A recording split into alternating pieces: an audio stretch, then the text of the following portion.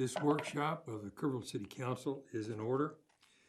Let me explain this. A member of the public may address City Council regarding an item on this agenda. Comments must be relevant to the agenda item. This is not intended to be a question and answer session. Speakers must call in by 3:45, which we've passed. And citizens may also submit written comments, again, before 3:45. At this time, we're going to move to information and discussion regarding development services. Public comments first. Okay. All right. Do we have any public comments? No, sir. No one has signed up or called in. Okay, thank you. Hello, Mayor. Oh, Well, good afternoon, everyone. Today, I want to give you another update on our continuous improvements within development services and some other areas of interest that I think you'll find interesting as we go forward. So as you've seen this graph before, this graph right here is just kind of the three-prong approach we're taking to development services. I'm not going to go through each one of those today, mainly just going to talk a little bit about people and a little bit about process.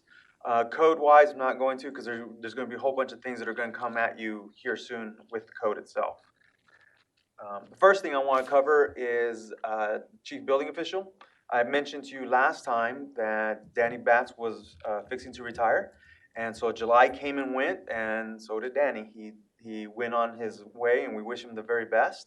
But with that, we promoted Stephen Riggs to the interim Chief Building Official.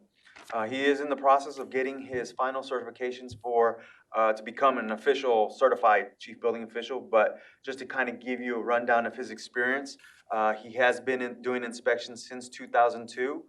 He actually started his own home inspection business at one point in time. He was a disaster relief inspector for FEMA, and then has been with the city since January of 2013. He is a licensed state plumber inspector. He's a certified code enforcement officer and a certified residential building inspector as well. And then the last thing you see there is the building inspector. We've identified an individual that we think is going to be a good fit for us, and hopefully we'll be able to bring him on rather quickly. We've turned in all the paperwork to HR so that we can get that hiring process rolling. And so I don't want to go into too much detail because it's still up in the air, so he still has to pass his physicals and do all these other things. But we're very hopeful that he'll be able to join us very quickly. Quick question. Yes, ma'am. What does it take to be a certified chief building official? There are three courses that he has to take. I don't remember the exact courses off the top of my head, but there are three courses that he has to complete, and then the combination of those three courses gives him that chief building official designation. Okay, thanks. Want to give you some current project status of some of our most current and largest projects that we have in the city. Arcadia is in progress. We haven't had any issues, nothing that's bubbled up to my level anyways. So they're progressing well, and as I understand it, should be moving along rather quickly. Broadway Bank, as y'all were talking earlier, we've issued the certificate of occupancies, and so they should be ready to open. I don't know what their scheduling or anything like that is for that, but we have issued their certificates of occupancy. HEB New, right now they're on track to have their phase 1 completed by November. Steve's gone in there several times and done several inspections. He says they're doing a marvelous job. Haven't had any major issues. Just some minor things that he's addressed and stuff like that. But other than that, they're moving well. And phase 1 is the front side, and then what they'll start doing phase 2 is knocking down the old part of the HEB. Okay, thank you. That means the store itself is going to be ready in November? That's what they're saying, and that's what they look like they're progressing. They're moving quick. When I last talked to Steve, he said they were already putting the refrigerators in, and we're finishing up some of the electrical and some of the AC ducts and stuff like that. So they're moving rather quickly. I heard a rumor also while we're on the subject that they were going to donate the food left in the old building to the food bank. Oh, I don't know. So they weren't going to even spend the time to move it into the new store. It's a rumor. I don't know. I haven't verified that, but it sounds like something HEB would do. Anyway. The renovation, HEB, the small HEB is actually going through some renovations. They're more concentrating on some offices, and they're going to do some reconfiguration, but for the most part, it's offices. The middle school is progressing well. We're waiting on them to call in for some of the electrical and plumbing inspections, but Steve is regularly out there and visiting them. The school renovations, these are the elementaries. Those are done. They were completed last Friday. Starbucks, don't have any major update other than to say that they're in progress. They're moving well. Spring Hill Suites, I know there's some other issues, but the permits are ready to be issued.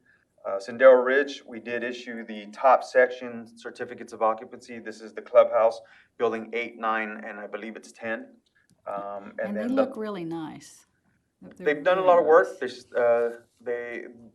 There's still some issues, more so on the bottom end, but we're hoping we'll work with them and get those Does that mean completed. they can actually rent those at this time if you've The issued top that? portions, yes. Okay, People have actually moved in. really? Wow, okay. And do you have, and you probably don't, this is not in your purview, but any idea what they're renting for? I don't know. Okay, I didn't think you probably did. That's okay. I have a call in to someone about that too, because it's changed since their original plan, but I'll follow up. The landing, we're just pending their call to us to do the rough-in inspections. That basically the plumbing, the electrical, and the other things that they have. And then just recently, we're calling it the landing too, but it's the retreat. It's another section that they're building. Those just came in, and so those plans are actually in review right now.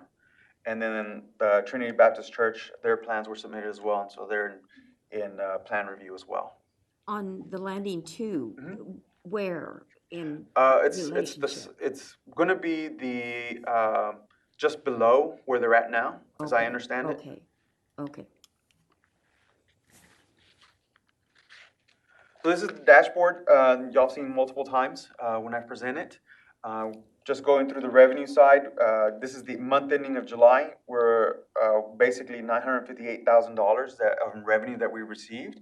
I checked the numbers again this right before this meeting, and we're actually at $1,031,984 in actual revenue for the month, and that just tells you how healthy the construction has been in the city. Wow. So we've been really busy and very pleased to get that number. So that puts us at about 118% above budget, which is a good thing. When it comes to expenses, $662,000 against month ending in July. For the month ending in July, again, we had roughly 1,711 building permits have come in. We're turning around those building permits within 10 days, about 84% of the time on average. I'd like to get that number a little higher, but considering where we were, we've made tremendous progress. Regards to commercial value, we have $126 million in potential commercial value that's been submitted to Development Services for construction. That year to date? Yes. Wow. And residential square footage, we're talking 404,000 square feet that have been submitted for building within the city itself. The numbers below, you can see the number of actual permits, commercial versus residential. And then this section over here, you can see just the trend of building permits as they've come in over the course of the year. When you get into code enforcement, Donna has done a wonderful job, and basically in past years, this is a number she would have never reached. And so with some of the improvements that we've implemented there, she's actually at 641, and we still got basically 2 months to go in regards to the fiscal year. And so I'm thinking she'll be closer to around 800 cases for us. And so that's a major jump where she was averaging maybe 400 a year. So you can see that. She's also getting 100% compliance. There are a couple cases that will drop that number down that are going to be in this month. Code enforcement cases, 303 reactive, 308 proactive.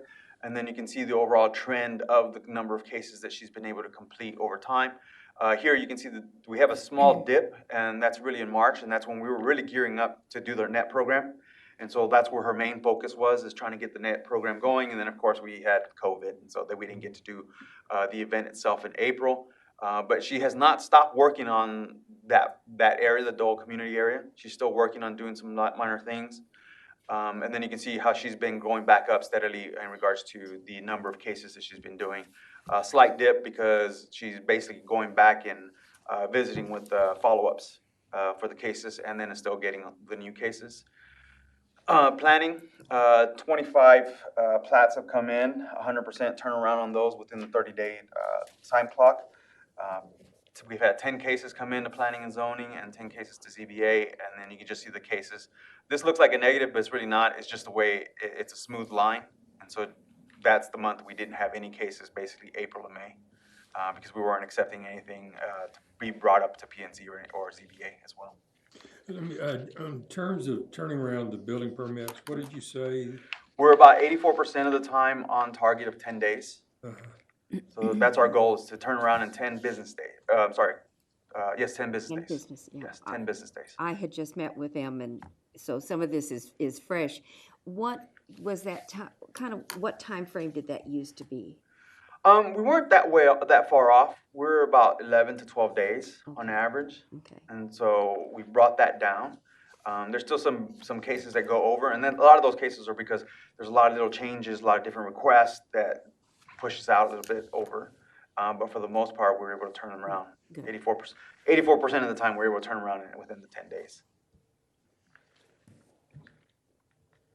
So let's talk a little bit about municipal court. I know that's something that is of interest to you.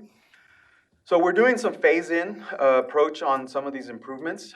So one of the first phases that we're going to talk about or kind of work on is the in-processing improvement. In other words, when you go into the court and you're starting to say, hey, I have a ticket, how do I process this, what do I need to do?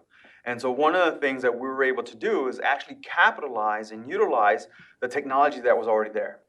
So we had technology in the sense of a screen that would flip over so that the defendant comes up to the window, they can say, hey, I have a case, I have this, this, and that. They can flip the screen over and they can see all the details about their case.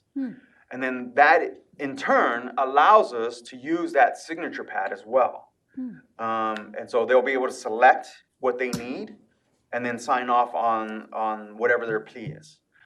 Previous process, and this hasn't quite been implemented yet because we're waiting on certain things, and I'll explain those here in a second, but the way this process would work and how we're trying to, our hope is that it limits the amount of printing and scanning that's actually going on right now. So what ends up happening is the information is printed, given to the defendant checks off, signs off on the document, we take the document, we scan the document and put it into Encode. Then we take that scanned document, make a copy of it, and then that goes in a file, and then that paper, the original, goes back with the defendant. And they go on their merry way. So it's a lot of additional steps. And so if we go to this, basically it's all done electronically, and then if they want a copy, we can print it out for them and give it to them there, or email it to their email when they give it to us, if they so choose to. I mean, it's their option. So at that point in time, we're limiting the amount of paperwork that's actually interchanging between individuals. Good. So one of the things that is a little bit of a delay is that we're waiting on, to make this happen, we're waiting on the standing orders to get approved to make this happen within the court. What's the process for that? I have a couple slides. Okay. I'll talk about that here in a second. But this is an example of one of the pleas. And you can see where the signature at the bottom. And again, this is just a test. And they can check off as well as they're going through this process, whether it's their an X or signature or check mark. And then down at the bottom, just sign it electronically. Citation Smart, this is another tool that we're hoping that we're going to be able to implement. Citation Smart does work with what's already there, and when I say already there, the jack system or the kiosk. So these go hand in hand. The way the Citation Smart works, it is actually a system that will allow us, if I can bring the thing, will allow us to send a text message to the defendant. And within that text message, I know it's hard to see, but in blue here, you'll be able to see a link to their case. So they click on that link, and it takes them to a website, and of course, it's iPad, smartphone, adaptable, so it scrunches down to where it's readable for them. From there, it gives them their information, gives them their name, gives them the amount that, of the citation itself that they're due. Then as they scroll down, it gives them several options. And again, these options can be whatever we want them to be, but in this example, you have a plead no contest, you have a plead not guilty, request trial, request driver safety, request deferred disposition. So these are just some of the options that can be there. And so the defendant can then just say, hey, I want to take a driver safety course. They click on that, and then it takes them through a process of forms and things that they have to fill out electronically, and then submit those, and then they get a response from the court saying that, yes, you've been approved to do X, Y, and Z. So essentially, they never have to come in at all. The only catch is to this is there's two catches. The first one is that when we give a citation, in other words, the police officer gives a citation, you'll have to grab that cell phone number, because that's how we get that information. So then we can communicate back to them. And they can legally ask for that, And that's, I mean, That's what you other make cities sure- are doing that. Yeah. And so I'm thinking we can't. Oops. voluntary, they Yeah. can, yeah. Yeah, because they don't have to do it. I mean, if they don't want to, we don't, not requiring, but if they can. It just makes our process easier. But if they don't give you a cell phone, then it goes, It just way. goes through the normal process. Yeah. And their incentive for doing this would be, Well, one, it makes it much easier because then they have it there. They can Right. actually make payments through Okay. through the process as well.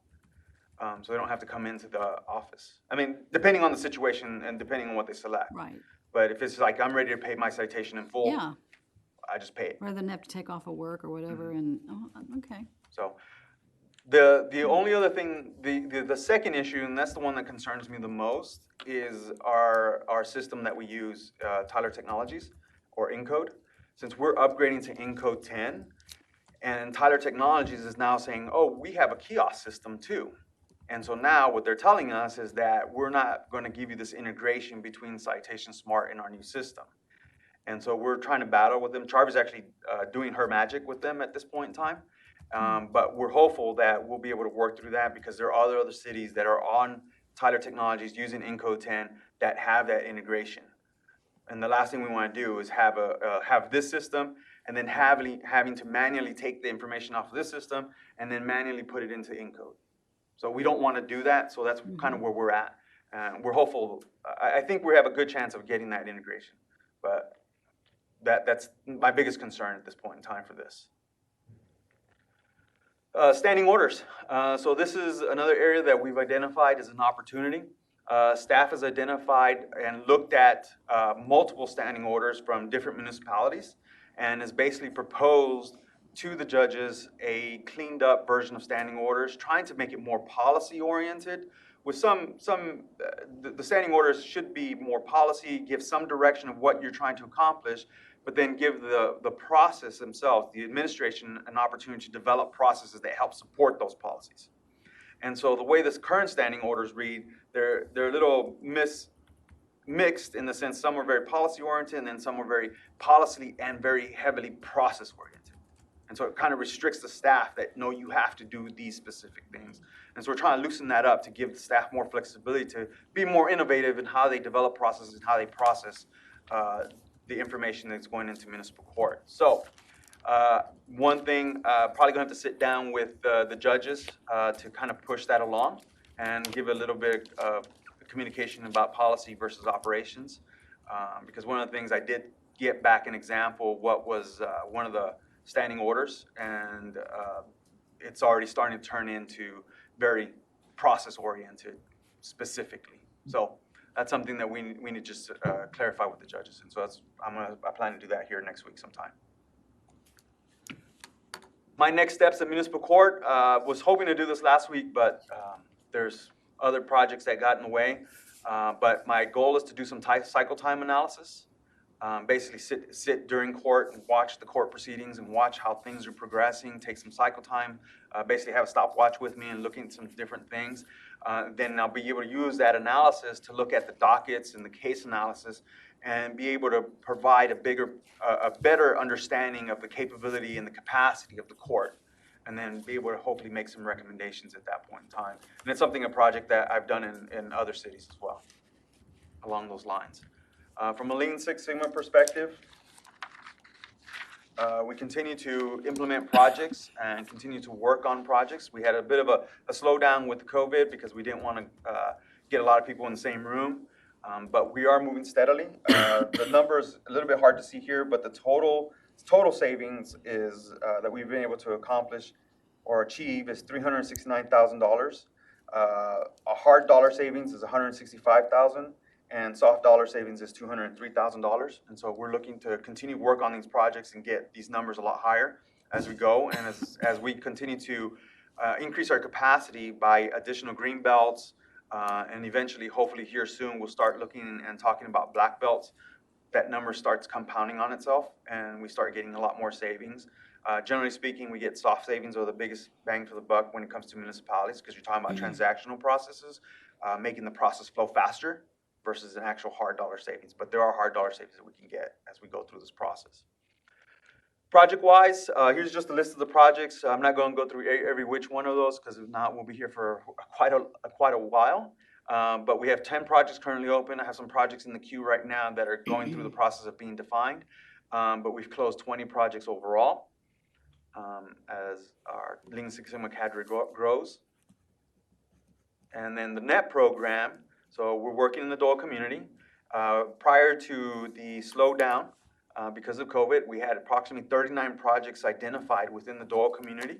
And of those 39 projects, we've completed 18. And we're making a hard push on the next couple weeks to get more of those projects completed. And so we're looking to give you a full project update in the month of September towards the end, give you a full update as to what we were able to accomplish with the NET program in the Dole community.